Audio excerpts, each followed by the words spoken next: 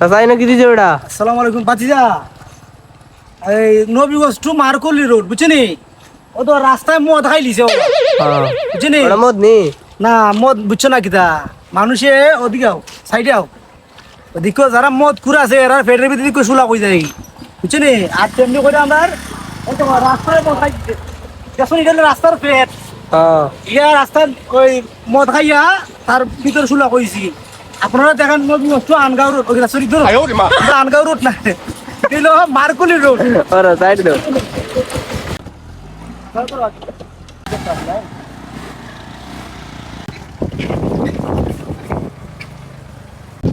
দাদা আজকে মলম আনলাই না বেটা?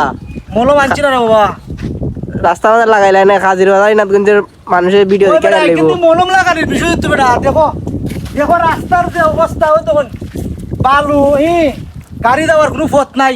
আচ্ছা ইনশাল্লাহ হাজির বাজার ইনাতগঞ্জ মারকুলি সোনাপুরের যারা আছেন আপনারা ইনশাল্লাহ আমি মলম লই আইমু আপনার রাস্তার মধ্যে মলম লাগাইমু।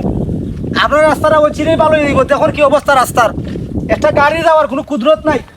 এই যে গর্তগুলা আছে যদি ওই দেখুন যে বড় বড় গর্ত হাজির বাজার টু ইনাতগঞ্জ মারকুলি সোনাপুর মানুষের তখন বিভ্রান্তির মধ্যে আছে এই রাস্তাটা লইয়া।